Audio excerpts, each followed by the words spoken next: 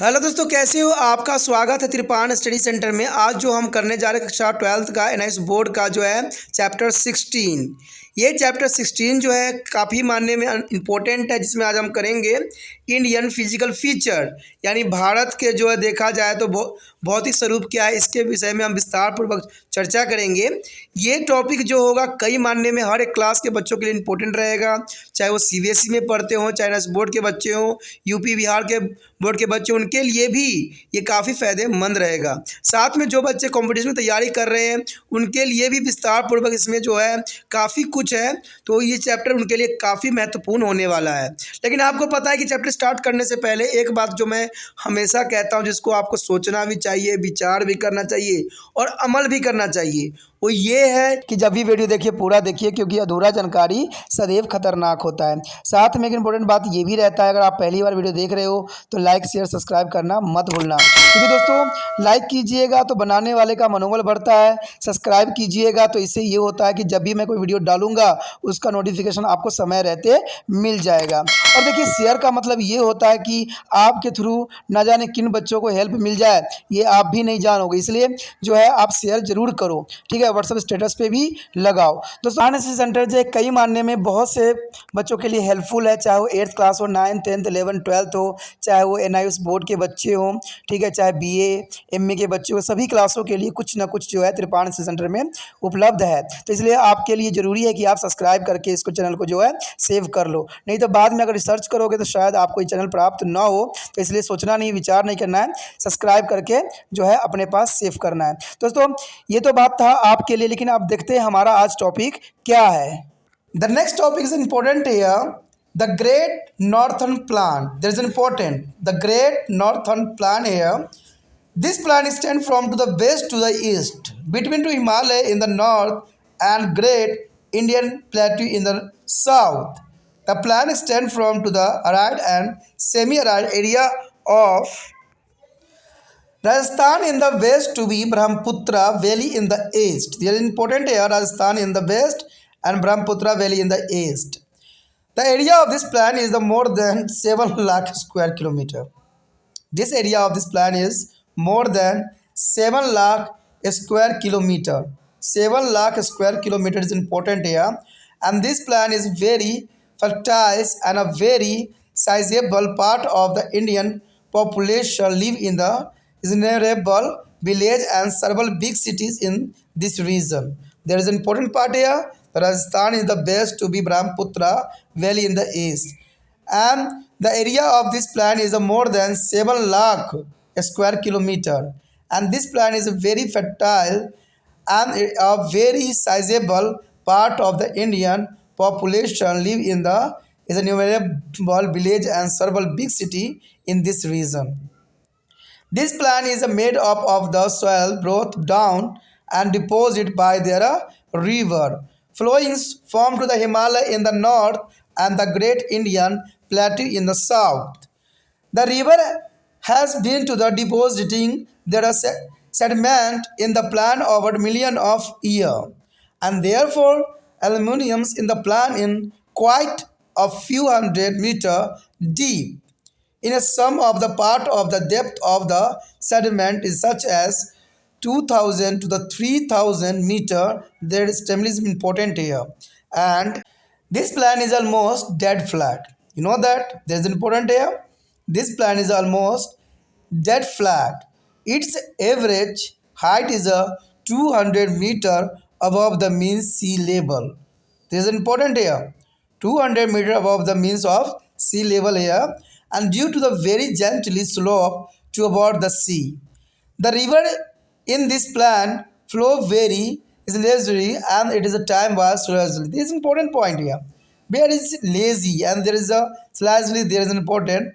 The slope from the Varanasi up to the Mao is a month of Ganga is the only 10 centimeter per kilometer.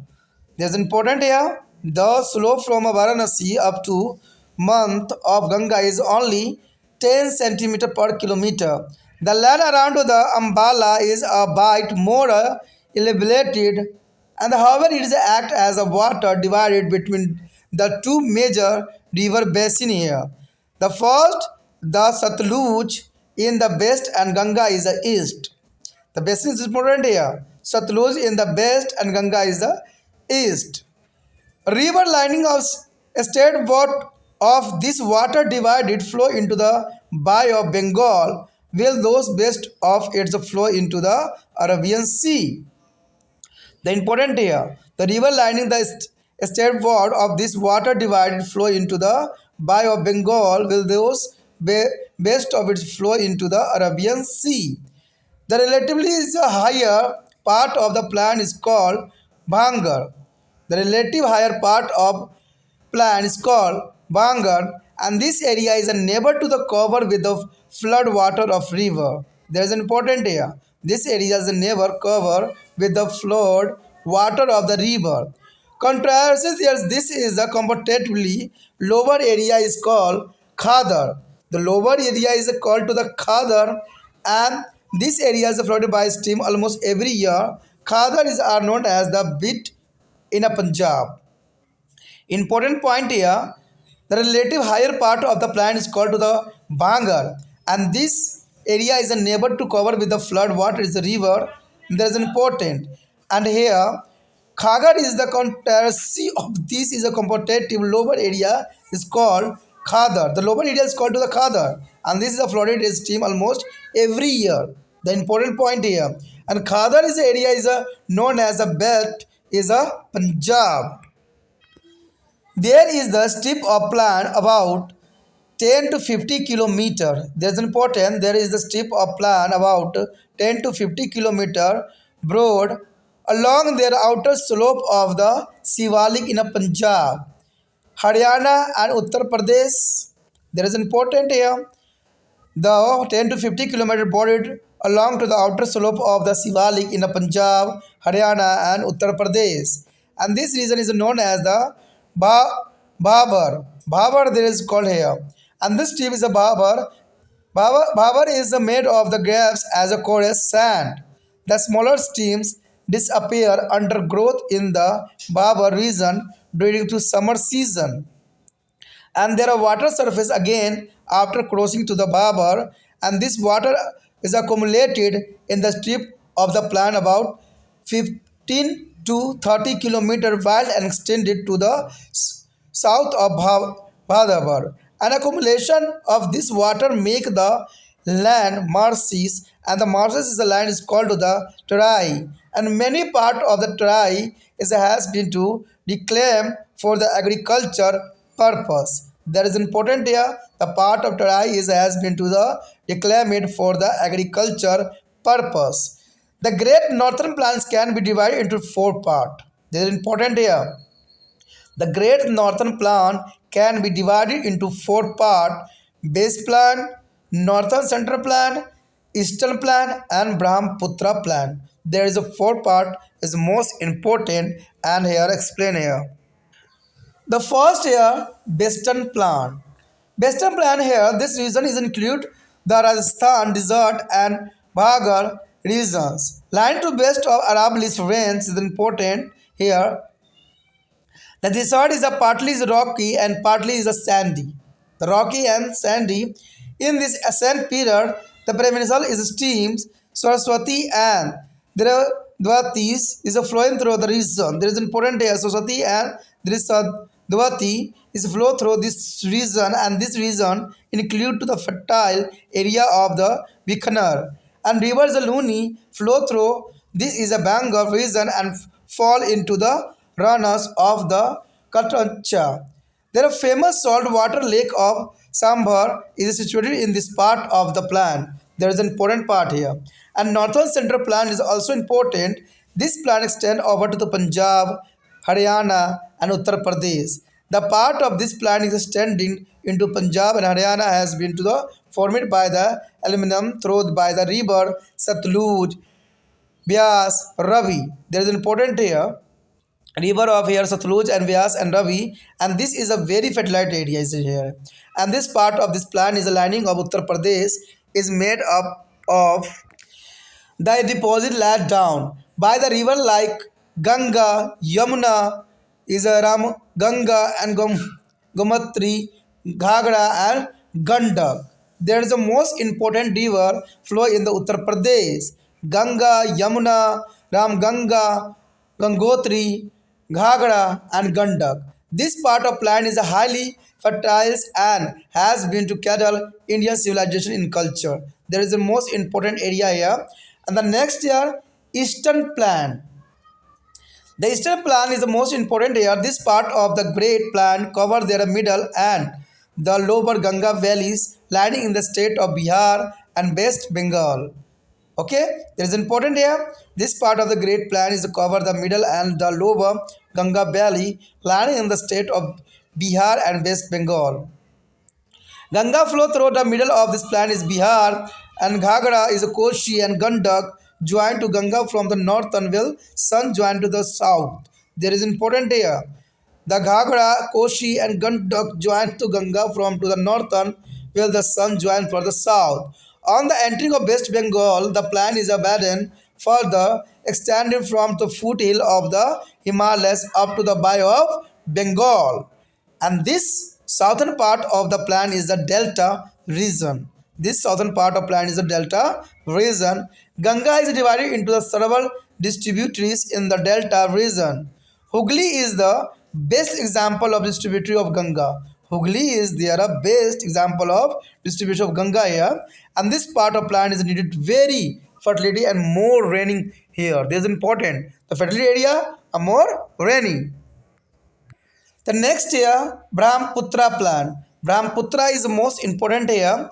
Brahmaputra, there is the northern eastern part of the Great Indian Plan extend into the Assam. And this plan has been to formed by the deposition of elements is both down by the river Brahmaputra. And it is a tributaries. The Brahmaputra is a highly important to the diverse streams flood at the regular interval. After the flood, the river generally change into the course, and this process has led to the formation of various islands in the river. Majuli, the 1,250 square kilometer in the Brahmaputra river is the world as a largest river in the Iceland, and this part is also very fertile. It is surrounded by hill from three sides. Bangladesh is situated on this plan and the delta joined from it by the Ganga and Brahmaputra and there are distributaries. Here the important here box, important point arrive their conclusion types.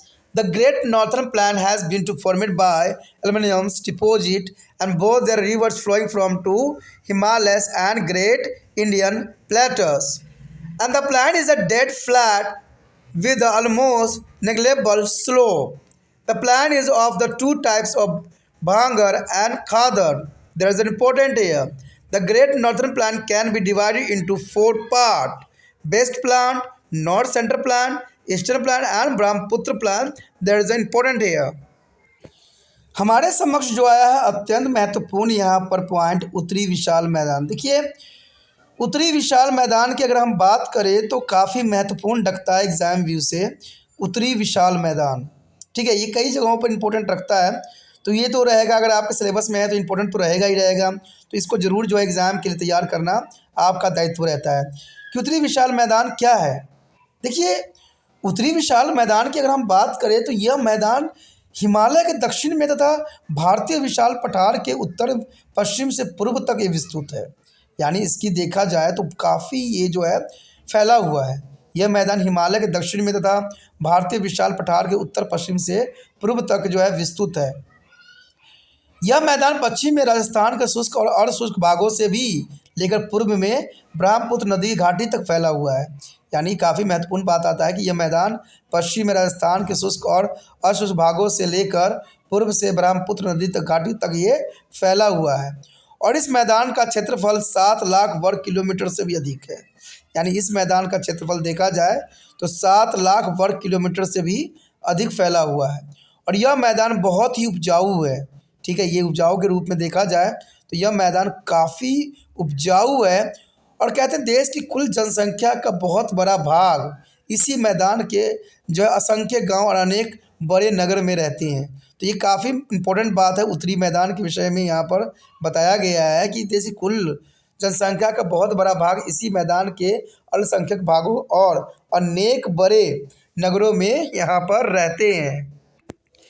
यह मैदान उत्तर में हिमालय और दक्षिण में जो है भारतीय विशाल पठार से बहाकर लाई गई मिट्टी से बना हुआ है। तो काफ़ी महत्वपूर्ण बात है कि यह मैदान उत्तर में हिमालय और दक्षिण में भारतीय विशाल पठार से बहाकर लाई गई मिट्टी से बना हुआ है। लाखों वर्षों से प्रति वर्ष जो है पर्वतीय क्षेत्रों से जो है मिट्टी लाकर इस मैदान में जमा रहती है और इस मैदान में मिट्टी की परतें बहुत ही गहरी तक पाई जाती है और कहीं कहीं तो इसकी गहराई जो है 2000 से 3000 मीटर तक है। तो आप समझ सकते हो इसकी कितनी जो है महत्वता यहाँ पर दर्शाई गई है। यह मैदान जो है एकदम सपाट और समतल है। ये भी काफ़ी खासियत है इस उत्तरी मैदान की भाग का कि यह मैदान एकदम सपाट और समतल है। सपाट और समतल होने से जो है कई मायने में कृषि करने के लिए ये एप्लीकेबल बन जाती है। समुद्र तल से इसकी औसत ऊंचाई लगभग जो है 200 मीटर तक है। यानी समुद्र तल से जो है इसकी औसत ऊंचाई लगभग 200 मीटर तक है। समुद्र की ओर जो है मध्य ढाल होने के कारण इस मैदान में नदियां जो है बहुत धीमी गति से बहती है। यानी समुद्र की ओर मध्य ढाल होने के कारण इस मैदान में जो नदियां हैं बहुत ही धीमी गति से बहती है। वाराणसी से गंगा के मुहाने तक जो है ढाल केवल 10 सेंटीमीटर प्रति किलोमीटर है। तो काफ़ी महत्वपूर्ण बात यहाँ रखता है कि वाराणसी से गंगा के मुहाने तक जो है ढाल केवल 10 सेंटीमीटर प्रति किलोमीटर है। अंबाला के आसपास की जो है भूमि अपेक्षाकृत ऊंची है। अंततः यह भाग पूर्व में गंगा और पश्चिम में सतलुज नदी घाटियों के बीच एक जल विभाजक का काम भी करती है। यानी जल को जो है विभाजित कर देती है, जो कि काफ़ी महत्वपूर्ण है। और इस जल विभाजक के जो है पूर्व की ओर नदियां बंगाल की खाड़ी में तथा पश्चिम की ओर की नदियां जो है अरब सागर में मिलती है। तो ये भी काफ़ी महत्वपूर्ण बात रखता है कि इस जल की विभाजक के पूर्व की ओर की नदियां बंगाल की खाड़ी में तथा पश्चिम की ओर की नदियां अरब सागर में मिलती है, जो कि काफ़ी महत्वपूर्ण है। मैदान का जो है अपेक्षाकृत ऊंचे भाग को हम बांगर कहते हैं। देखिए काफ़ी महत्वपूर्ण बात है। बांगर और खादर जो है हमेशा इंपॉर्टेंट रहता है 9th क्लास में भी। तो मैदान के जो है अपेक्षित ऊंचे भाग को हम बांगर कहते हैं और इस भाग में नदी की बाढ़ का पानी कभी नहीं पहुंचता। यानी इस भाग में नदी की बाढ़ का पानी कभी नहीं पहुंचता, किसमें? बांगर में। और इसके विपरीत होता है खादर। ठीक है, मैदान के अपेक्षा ऊंचे भाग होता है बांगर, लेकिन देखा जाए तो इसके विपरीत खादर होता है। खादर मैदान का नीचा भाग होता है। देखिए बांगर जो होता है ऊंचा होता है और खादर जो होता है नीचा भाग होता है, जहां बाढ़ का पानी हर साल पहुंचता ही रहता है। देखिए बांगर में पानी नहीं पहुंचता था बाढ़ की, लेकिन खादर में जो है बाढ़ का पानी हर साल पहुंचता रहता है। पंजाब में खादर का जो है बेट कहते हैं। यानी पंजाब में खादर को जो है बेट के नाम से जाना जाता है, जो काफ़ी महत्वपूर्ण बात यहाँ आता है। पंजाब, हरियाणा और उत्तर प्रदेश में शिवालिक पर्वत श्रेणी के साथ साथ 10 से 15 किलोमीटर चौड़ी मैदान पट्टी जिसे भावर भी कहते हैं। यानी भावर भी यहाँ पर जो है काफ़ी महत्वपूर्ण अपना स्थान रखता है कि पंजाब, हरियाणा, उत्तर प्रदेश में शिवालिक पर्वत श्रेणी के साथ साथ 10 से 15 किलोमीटर चौड़ी मैदान जो है पट्टी को भावर कहते हैं। और यह पट्टी कंकरीली बलुआई मिट्टी से बनी हुई होती है। यानी ये कंकरीली बलुआई मिट्टी से बनी रहती है और ग्रीष्म ऋतु में छोटे छोटे नदियाँ नाले इस पट्टी में जो है भूमिगत हो जाती हैं। भूमिगत का अर्थ होता है दोस्तों, जो ये पानी बहती है वो अंडरग्राउंड वाटर के रूप में बहती है। यानी छोटी छोटी नदियाँ जो होती है अंडरग्राउंड हो जाती है, भूमिगत हो जाती है और इस पट्टी के पार करके इसका जल जो है धरातल पुण्य आ जाती है। लेकिन जैसे इस पट्टी को ये पार करती है, पुण्य जो है ऊपर आ जाती है, धरातल पर आ जाती है। और यह जब भावर के साथ साथ फैली 15 से 30 किलोमीटर चौड़ी तराई नाम की पट्टी में जमा हो जाती है और इसे यहाँ पर दलदलीय क्षेत्र बन जाता है। तो ये दलदली क्षेत्र बनने का भी कारण तराई का क्षेत्र है और तराई का अधिकांश क्षेत्र जो है कृषि योग्य बना लिया गया है। कहते हैं इंसान हर चीज़ में सक्षम है, वो जो है तराई का अधिकांश क्षेत्र जो है कृषि योग्य बना लिया गया है। यहाँ पर देखा जाए तो उत्तरी विशाल मैदान को 4 भागों में विभाजित किया जा सकता है। यानी उत्तरी विशाल मैदान को 4 भागों में विभाजित किया गया है। पहला भाग जो है यहाँ पर है पश्चिम मैदान का है। ठीक है, पहला भाग पश्चिमी मैदान का आता है। दूसरी जो है उत्तर मध्य मैदान आता है, यानी उत्तरी मध्य मैदान। तीसरी जो होती है पूर्वी मैदान आती है और चौथी जो है ब्रह्मपुत्र का मैदान। तो ये काफ़ी महत्वपूर्ण है। यहाँ पर पश्चिमी मैदान की बात करें, उत्तरी मध्य मैदान की बात करें, पूर्वी मैदान की बात करें, ब्रह्मपुत्र का मैदान, तो इसके बारे में जानना काफ़ी दिलचस्प रहेगा और इम्पोर्टेंट भी रहेगा। सबसे पहले हमारे समक्ष आता है पश्चिमी मैदान। देखिए, पश्चिमी मैदान में राजस्थान का मरुस्थल तथा अरावली पर्वत श्रेणी का पश्चिमी बांगर क्षेत्र सम्मिलित है। यानी राजस्थान का मरुस्थल और अरावली पर्वत श्रेणी का पश्चिमी बांगर क्षेत्र इसमें सम्मिलित है। मरुस्थल का कुछ भाग जो है चट्टानी तथा कुछ भाग रेतीली भी है। कुछ भाग चट्टानी है तो कुछ भाग रेतीली भी है। प्राचीन काल से यहाँ जो है सरस्वती और दुष्मवर्ती नाम की सदानीरा नदी बहती है। सदानीरा नदी काफ़ी महत्वपूर्ण है यहाँ पर। उत्तरी मैदान के इस भाग में जो है बीकानेर का उपजाऊ क्षेत्र भी आता है। यानी उत्तरी मैदान के इस भाग में बीकानेर का उपजाऊ क्षेत्र भी आता है। और पश्चिमी मैदान से लूनी नदी जो है कच्छ के रन में जाकर जो है विलीन हो जाता है। यानी कच्छ के रन में विलीन होना ये बहुत ही इंपॉर्टेंट बात दर्शाता है। कहते हैं सांबर नाम की खारे पानी की प्रसिद्ध झील इसी क्षेत्र में है। यानी सांबर नाम की खारे पानी की प्रसिद्ध झील भी इसी क्षेत्र में पाया जाता है, जो कि काफ़ी महत्वपूर्ण है। उसके पश्चात यहाँ पर जो है उत्तरी मध्य मैदान। देखिए, उत्तरी मध्य मैदान भी काफ़ी महत्वपूर्ण है। कहते हैं पंजाब, हरियाणा और उत्तर प्रदेश में ये फैला हुआ है। पंजाब, हरियाणा और ये उत्तर प्रदेश में फैला हुआ क्षेत्र है। इस मैदान का पंजाब और हरियाणा में फैला भाग सतलुज, रवि और व्यास नदी के द्वारा लाई गई मिट्टी से बनी हुई है। यानी काफ़ी महत्वपूर्ण बात है कि इस मैदान का पंजाब हरियाणा में फैला हुआ सतलुज, रवि और व्यास नदी के द्वारा लाई गई मिट्टी से बना हुआ है। और यह भाग बहुत ही उपजाऊ है। यह भाग बहुत ही उपजाऊ है।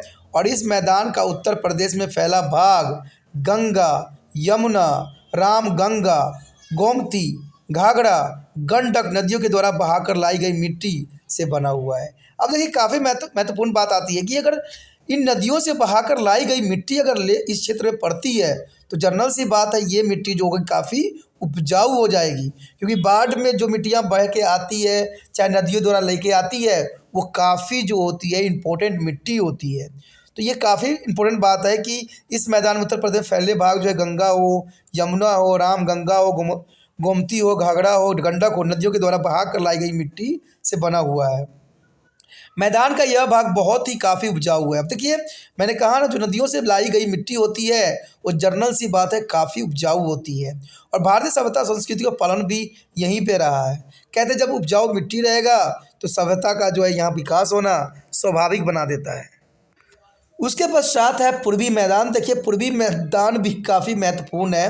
गंगा की मध्य और निचली घाटी में ये फैला हुआ है। गंगा की मध्य और निचली घाटी में ये फैला हुआ है। और इस मैदान का विस्तार बिहार और पश्चिम बंगाल के राज्यों में है। यानी इस मैदान का विस्तार देखा जाए तो बिहार और पश्चिम बंगाल के राज्यों में है। बिहार राज्य में गंगा नदी इस मैदान के बीच से होकर बहती है। यानी बिहार राज्य में गंगा नदी इस मैदान के बीच से होकर बहती है। उत्तर की ओर से घाघरा, गंडक और कोसी तथा दक्षिण की ओर से सोन नदी इसी मैदान में गंगा में मिलती है। पश्चिमी बंगाल राज्य में जो मैदान भाग है उसका विस्तार जो है हिमालय के पाद प्रदेश से होकर बंगाल की खाड़ी तक जाता है। और यह मैदान बहुत कुछ अधिक चौड़ा भी हो गया है। तो ये काफ़ी महत्वपूर्ण बात यहाँ आता है कि इसका विस्तार जो है हिमालय के पाद जो है प्रदेश से लेकर बंगाल की खाड़ी तक, और यहाँ पर जो है मैदान कुछ अधिक चौड़ा भी हो गया है। और इसका दक्षिण भाग डेल्टा क्षेत्र है। और इस डेल्टा क्षेत्र में गंगा अनेक वितरिकताओं में बढ़ जाती है। यानी काफ़ी जो है ये विभक्त हो जाती है, बढ़ जाती है। हुगली गंगा की वितारिका का सबसे अच्छा उदाहरण है। हुगली भी है जो गंगा का ही एक पार्ट है, लेकिन ये दूसरे क्षेत्र में जाकर हुगली नदी के नाम से जाना जाता है। और यह मैदान भाग भी काफ़ी उपजाऊ होता है क्योंकि इस क्षेत्र में गंगा के जो है मिट्टी के साथ बहाई गई मिट्टियाँ होती है, जिसके कारण ये क्षेत्र जो है काफ़ी उपजाऊ भी देखा जा सकता है। उसके पश्चात हमारे समक्ष है ब्रह्मपुत्र का मैदान। देखिए, ब्रह्मपुत्र का मैदान भी काफ़ी दिलचस्प है और काफ़ी महत्वपूर्ण यहाँ पर रखता है। भारतीय विशाल मैदान का उत्तर पूर्वी भाग असम में विस्तृत है। देखिए, भारतीय विशाल मैदान का जो उत्तर पूर्वी भाग कहते हैं असम में काफ़ी फैली हुई है। और यह मैदान ब्रह्मपुत्र और उसकी सहायक नदी द्वारा बहाकर लाई गई मिट्टी से बनी हुई है। यानी यह जो है काफ़ी महत्वपूर्ण इसलिए है क्योंकि ये नदियों द्वारा बहा कर लाई गई मिट्टियों से बनी हुई है, तो ये महत्वता अपना एक विशेष रखता है। ब्रह्मपुत्र में अक्सर ही भयंकर बाढ़ आते रहते हैं। ब्रह्मपुत्र में देखा जाए तो अक्सर ही भयंकर बाढ़ आते हैं और बाढ़ के समय विशाल जलराशि दूर दूर तक फैल जाती है। यानी बाढ़ के समय विशाल जलराशि जो है दूर दूर तक फैल जाती है और बाढ़ के बाद नदी अपनी धारा बदल देती है। यानी बाढ़ के बाद नदी अपनी धारा को जो है बदल देती है दिशा, और इससे नदी की धारा में अनेक द्वीप बन जाते हैं। कहते हैं इसके कारण नदी में धारा में अनेक द्वीप बन गए हैं। ब्रह्मपुत्र की धारा में बनी मजूली जो कि 1250 वर्ग किलोमीटर है। देखिए ब्रह्मपुत्र धारा में बनी मजूली 1250 वर्ग किलोमीटर में फैली हुई है और दीप सागर का जो है सबसे बड़ा नदी द्वीप है ये, यानी दीप सागर का सबसे बड़ा नदी द्वीप है। और यह मैदानी भाग भी बहुत उपजाऊ है और यह मैदानी भाग तीन ओर से जो है पहाड़ियों से घिरा हुआ है। ये तीनों ओर से जो है पहाड़ियों से घिरा हुआ है और कहते हैं गंगा, ब्रह्मपुत्र तथा उनकी सहायक नदियों के द्वारा संयुक्त रूप से बनाए गए मैदान और डेल्टा प्रदेश में जो है बांग्लादेश स्थित है। तो ये काफ़ी महत्वपूर्ण बात यहाँ पर आ जाता है। यदि हम इम्पोर्टेंट बात की तरफ ध्यान दें तो ये बॉक्स भी काफ़ी महत्वपूर्ण यहाँ पर अपना स्थान रखता है क्योंकि ये निचोड़ होती है सभी जो आप तक पढ़े हो। कहते हैं ये उत्तर विशाल मैदान हिमालय और जो है भारतीय पठार से बहा कर लाई गई मिट्टी से बना है। यानी उत्तरी विशाल मैदान जो है हिमालय में से और भारतीय पठार से बहा कर लगाई मिट्टी से इसका निर्माण हुआ है और यह मैदान एकदम सपाट और समतल है। यानी बिल्कुल ये समतल है और इसमें ढाल नाम मात्र का ही है, यानी ढाल यहाँ पर कहीं भी नज़र आपको नहीं आएगा।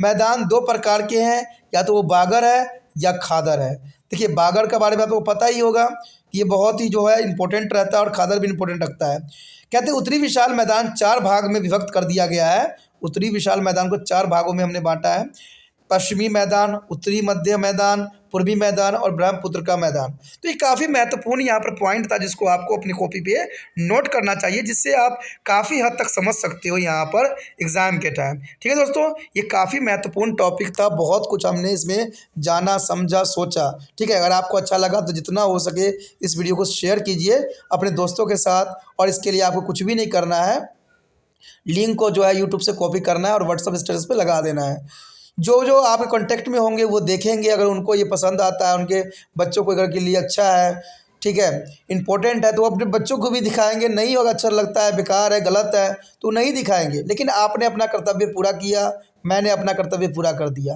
ठीक है, पहली बार वीडियो देख रहे हैं तो चैनल को सब्सक्राइब करके रख लीजिए, क्योंकि अगर आपको ये चैनल अच्छा लगता है तो शायद दोबारा आपको रिसर्च में ना आए, क्योंकि आपको पता है कि जब भी कोई टॉपिक रिसर्च कीजिएगा तो वहाँ पर जो है किसी दूसरे का ही वीडियो आएगा। ठीक है, अगर आप कृपाण से बने रहिएगा तभी जो है आपको वीडियो भी मिलेगा और वीडियो का चैनल का जो है होम पेज भी मिलेगा। इसलिए आपको जो है चैनल सब्सक्राइब करके रख लेने में ही फ़ायदा है। चैनल सब्सक्राइब कर लीजिएगा तो वीडियो का ऑप्शन आएगा और वीडियो का ऑप्शन में आपको सभी वीडियो जो है आपके लिए रहेगा, जो आपके पसंद के, जो आपके लिए ज़रूरी है, जो आपके सिलेबस में है, उसको देखिए, समझिए और अच्छे अंक प्राप्त कीजिए।